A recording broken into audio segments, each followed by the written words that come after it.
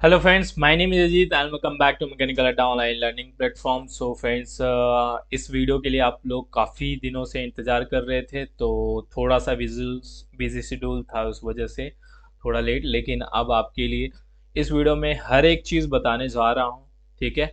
हाँ, ये ध्यान रखना है कि ये वीडियो जो है वो सिर्फ मैकेनिकल के स्टूडेंट के लिए है, और बाकी के स्टूडेंट जो भी हैं बाकी ब्रांच, उनके लिए एक एक करके मैं सिलेबस का वीडियो लेके आऊँगा। तो कंप्लीट डिस्कशन करेंगे कि डिटेल सिलेबस क्या होगा, एग्ज़ाम पैटर्न ऑलमोस्ट सभी लोगों को पता है, वो भी मैं डिस्कस कर लूँगा, और कौन सी बुक्स फॉलो करनी चाहिए, और क्या टाइम रहेगा, कैसे शेड्यूल बनानी चाहिए, प्रीवियस ईयर आपको कहाँ से मिलेगा। तो it will be the complete DRDO septum 10 tyre 2 preparation for STAB mechanical, ठीक है। सो आगे बढ़ने से पहले आपको बता दूं, मैंने ऑलरेडी इसके लिए कोर्स लॉन्च कर दिया है। आपको पता है कि मैकेनिकल का सिलेबस कंप्लीट कराने में काफ़ी ज़्यादा टाइम लगता है, और एग्ज़ाम बहुत ही जल्दी हो सकता है आपके 1.5 से 3 महीने के अंदर। मतलब कि आपका जनवरी से लेके फरवरी के आसपास में टायर 2 का एग्ज़ाम हो सकता है। दिसंबर लास्ट तक जो है वो थोड़ा कम चांसेस है, लेकिन DRDO काफ़ी फास्ट है। तो इसीलिए आपके लिए रिकॉर्डेड लेक्चर अवेलेबल है, जिसमें आपका टेस्ट सीरीज भी होगा, और सारी चीज़ें वहाँ पे अवेलेबल होगी, प्रैक्टिस सेट होगा, वीडियो भी आप ऑफलाइन डाउनलोड कर सकते हो। तो ये जो है वो 30 नवंबर तक हमने ऑफ़र रखा है, उसके बाद आपकी इसकी फ़ी बढ़ जाएगी। तो जितने लोगों के अच्छे मार्क्स आ रहे हैं वो ऐप पे जाके डाउनलोड कर सकते हैं। कैसे आपको ज्वाइन करना है अभी मैं आपको वेब लिंक से बता देता हूँ। यहाँ से आपको ऐप डाउनलोड करना है, और ये वाला कोर्स जो है वो मैकेनिकल का ओपन करना है। ऑटोमोबाइल के जो स्टूडेंट है वो भी ज्वाइन कर सकते हैं, और यहाँ पे कंटेंट सेक्शन में आपके पूरा मिल जाएगा। कॉन्सेप्ट बिल्डिंग होगा, आर्किजन का सॉल्यूशन होगा, रिवीजन कोर्स भी होगा, प्रैक्टिस होगा, टेस्ट सीरीज होगी, सारी चीज़ें यहाँ पे अवेलेबल होगी, ठीक है।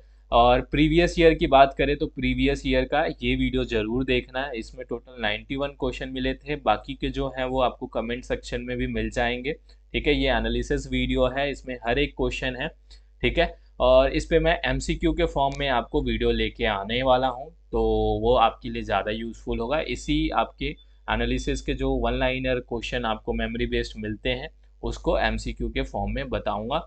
तो कुछ टाइम बाद जो है वो भी आपके लाइव हो जाएगा, ठीक है। सो यहाँ पे जो है वो सबसे पहले अगर मैं बात करूँ, ठीक है, तो पैटर्न जो है टायर 2 का क्या है, 100 क्वेश्चन होंगे, 100 मार्क्स का है, नेगेटिव मार्किंग नहीं रहेगा, टाइम आपको 1.5 घंटे का मिलेगा, यानी कि 90 मिनट्स। और ये सभी STAB के पोस्ट के लिए है। टायर 2 का जो पैटर्न है DRDO का, ये सभी STAB पोस्ट के लिए है, ओके। सो आगे बात करें तो लास्ट ईयर का, प्रीवियस ईयर का जो एनालिसिस है वो कैसा रहा था, ये बहुत ज़्यादा आपके लिए इम्पोर्टेंट है।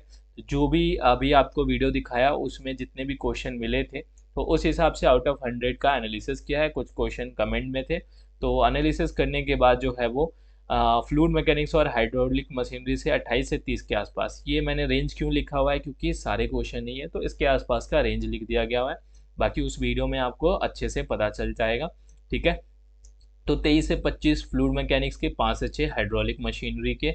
और थर्मल पार्ट की अगर बात करें, जिसमें 5 सब्जेक्ट है आपके, तो 25 से लेके 27 क्वेश्चन आए हुए थे। और थर्मोडायनेमिक्स में 10 से 11 क्वेश्चन, IC इंजन से काफ़ी ज़्यादा क्वेश्चन थे, तो 9 से 10, पावर प्लांट से एक भी क्वेश्चन नहीं था, RAC के 1 से 2 क्वेश्चन थे, और हीट ट्रांसफ़र के 5 से 6 क्वेश्चन, ठीक है। तो यहाँ पे जो है वो ये मैंने रेंज इसलिए लिखा हुआ है, मान लो 23 क्वेश्चन तो मुझे मिले हुए थे, लेकिन टोटल 100 में से 91 क्वेश्चन रिसीव थे, तो इसीलिए रेंज लिख दिया कि वो बाकी के 9 क्वेश्चन में जो है इसके भी 1-2 क्वेश्चन हो सकते हैं। तो इस हिसाब से आपका 100 आउट ऑफ 100 का ये टेबल बन गया है, ठीक है। अगर मैं स्ट्रेंथ ऑफ मटेरियल यानी कि डिज़ाइन पार्ट की, ये 4 सब्जेक्ट की बात करूँ, MD theory of machine engineering mechanics, तो टोटल 32 से 35 सबसे ज़्यादा इससे थे, ठीक है। और ऑलमोस्ट देखा जाए तो आपका प्रोडक्शन, ये SSC JE वाला थोड़ा पैटर्न है, ठीक है ना। SSC JE का भी पैटर्न इसको आप कह सकते हो। और क्योंकि SSC JE का कब का पैटर्न, ये आपके फर्स्ट टाइम जो सीफी ने एग्ज़ाम कराया था ना, कुछ वैसा ही पैटर्न है, ठीक है। और ये एग्ज़ाम भी सीफी ने कराया था, इस बार भी सीफी ही कराएगी। तो आप वो SSC JE का जो 2017 और 2018 में एग्ज़ाम हुआ था, तो उसके पेपर जो है वो आप ज़रूर सॉल्व करना, ठीक है। और 2019 के बाद तो SSC JE का TCS कराती है, तो इस चीज़ का ध्यान रखना। और बाकी पैटर्न अपडेट भी हो सकता है, लेकिन पुराने पैटर्न के हिसाब से पूछे तो आपके लिए बहुत ज़्यादा यूज़फुल रहेगा। तो सोम का 8 से 9 क्वेश्चन, एमडी का 6 से 7 क्वेश्चन, थ्योरी ऑफ मशीन का 9 से 10, इंजीनियरिंग मैकेनिक्स 8 से 9 क्वेश्चन। और बात करें प्रोडक्शन का तो टोटल जो है वो आपके 8 से 10 क्वेश्चन पूछे गए हैं। इंडस्ट्रियल से एक भी नहीं आया था, प्रोडक्शन मैन्युफैक्चरिंग से 6 से 7 क्वेश्चन, मटेरियल साइंस से 2 से 3 क्वेश्चन। तो ये तो आपका प्रीवियस ईयर का पैटर्न है। तो आपको सारे सब्जेक्ट करने हैं, ये नहीं कि जिससे नहीं आया वो छोड़ दो, हो सकता है इस बार पूछा जाए। ठीक है, तो ये जितने भी टॉपिक है, इसमें एक और एडिशनल टॉपिक है इंजीनियरिंग ड्राइंग, जो लास्ट टाइम नहीं पूछा गया था, लेकिन 2016 में ऑफलाइन एग्ज़ाम हुआ था तब पूछा गया था। तो इस बार भी मे भी पूछा जा सकता है, नहीं भी पूछा जा सकता है। तो ड्राइंग के बेसिक क्वेश्चन जो है आप लोग जरूर कर लेना। ठीक है, तो अब जो है इसी हिसाब से आपको मैं सिलेबस बता देता हूँ। ठीक है, बहुत ज़्यादा डिटेल में नहीं सॉल्व कराऊंगा, लेकिन जैसा नॉर्मली एसएससी जेई के सिलेबस होते हैं कुछ वैसा ही इसके लिए आपको फॉलो करना है। ठीक है ना। और जो टॉपिक के नाम है मैंने बहुत ज़्यादा जो है डिटेल में नहीं रखा, लेकिन हर सब्जेक्ट के क्या क्या टॉपिक हैं, चैप्टर हैं, वो यहाँ पे आपको बता दिए। इसके अंदर क्या पढ़ना है वो आपको पता है। ठीक है ना। बेसिक लेवल के क्वेश्चन जो है वो आपको करने हैं, और न्यूमेरिकल भी साथ में करना है, क्योंकि न्यूमेरिकल भी अराउंड जो है आपके 30% पूछे गए थे। ओके। सो फ्लूइड प्रॉपर्टीज़ यहाँ पे आप लोग स्क्रीनशॉट ले सकते हो। बाकी इसका पीडीएफ चाहिए तो ऐप के अंदर जो है वो, जो आपका डीआरडीओ का टायर 2 का मैकेनिकल का कोर्स है, उसके अंदर फ्री में डाउनलोड कर सकते हो। ऐप पे आपको इसका पीडीएफ मिल जाएगा सिलेबस का, इस चीज़ का ध्यान रखना। तो फ्लूइड मैकेनिक्स में ये चैप्टर मैंने सारे इंक्लूड करे हैं। कुछ कुछ चैप्टर से कभी कभी क्वेश्चन पूछा जाता है, कभी कभी नहीं। जैसे कि लास्ट टाइम जो है इसमें से आपका नोचेस वियर का एक क्वेश्चन पूछा गया था, इसलिए मैंने इस चैप्टर को इंक्लूड किया है। ओपन चैनल और एक्सटर्नल फ्लो से एक भी नहीं आया है, जेट इम्पल्स से भी नहीं आया है। टरबाइन और पंप से हमेशा क्वेश्चन आता है, और हाइड्रोलिक के कुछ डिवाइसेस हैं उनसे भी क्वेश्चन आ जाते हैं। ठीक है, तो ये सारे चैप्टर आपको करना है। 28 से 30 क्वेश्चन इस सभी चैप्टर से पूछे गए हैं, इसलिए बहुत ज़्यादा ये इंपॉर्टेंट है। ठीक है, उसके बाद अगर बात करें तो थर्मल का ये पूरा सेक्शन है।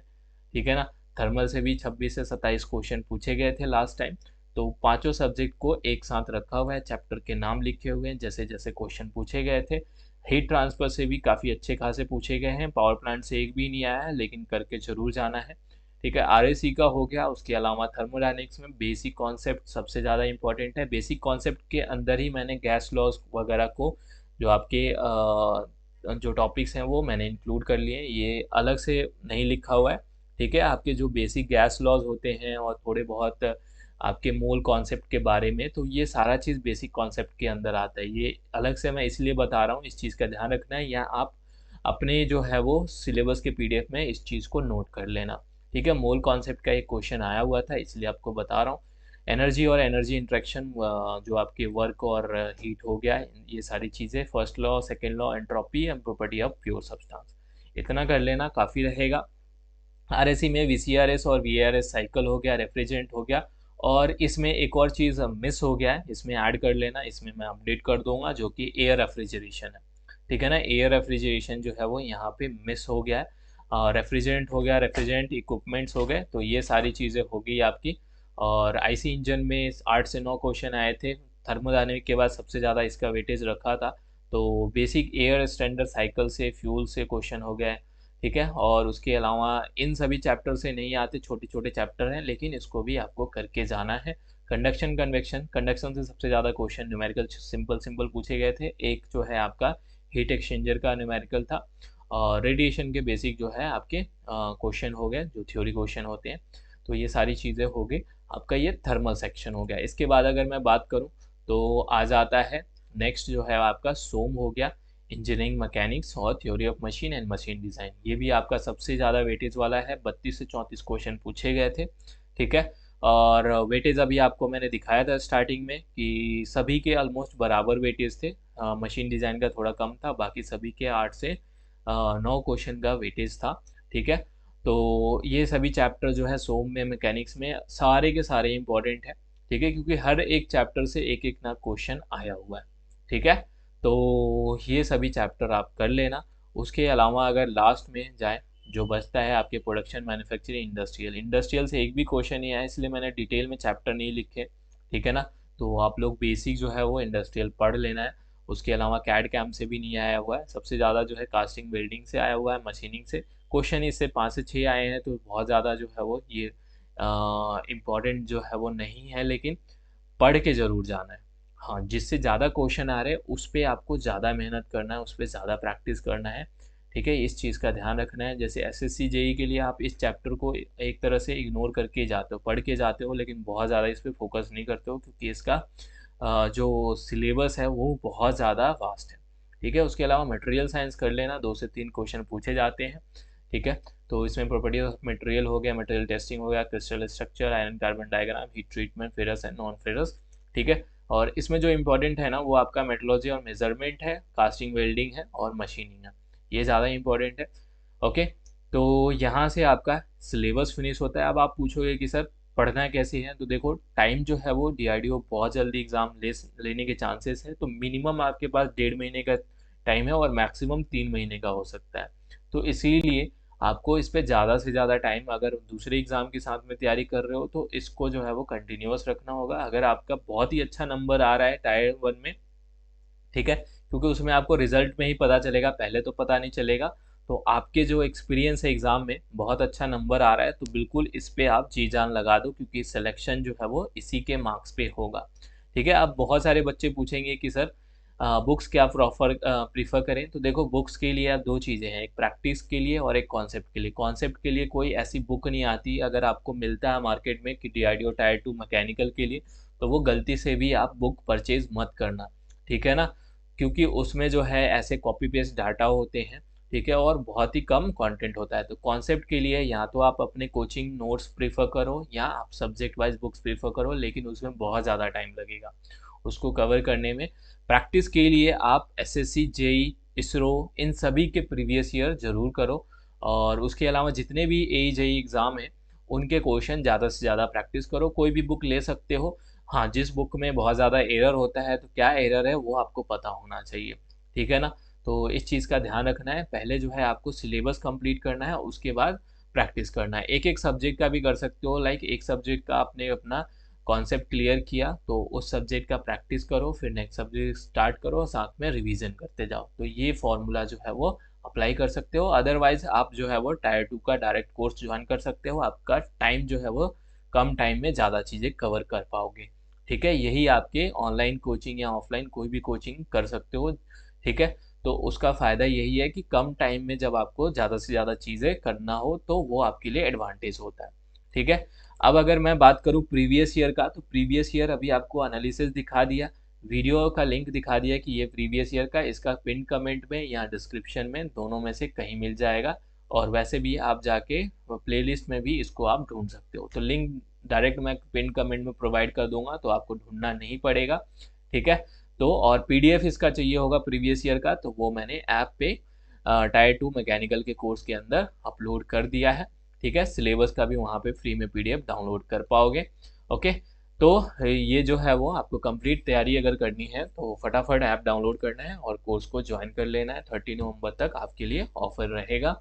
ओके, सो उसके अलावा अगर आपके कोई भी डाउट होता है मैकेनिकल एग्ज़ाम के रिलेटेड, तो आप कमेंट में बिल्कुल पूछ सकते हो। बाकी ब्रांच के लिए मैं धीरे धीरे ऐसे सिलेबस का वीडियो अपलोड करते रहूँगा। ठीक है, और इसके प्रीवियस ईयर का भी वीडियो जो है वो जल्दी आएगा लाइव क्लास की फॉर्म में। ठीक है, सो मिलते हैं अब नेक्स्ट वीडियो में नेक्स्ट अपडेट के साथ। Thanks for watching.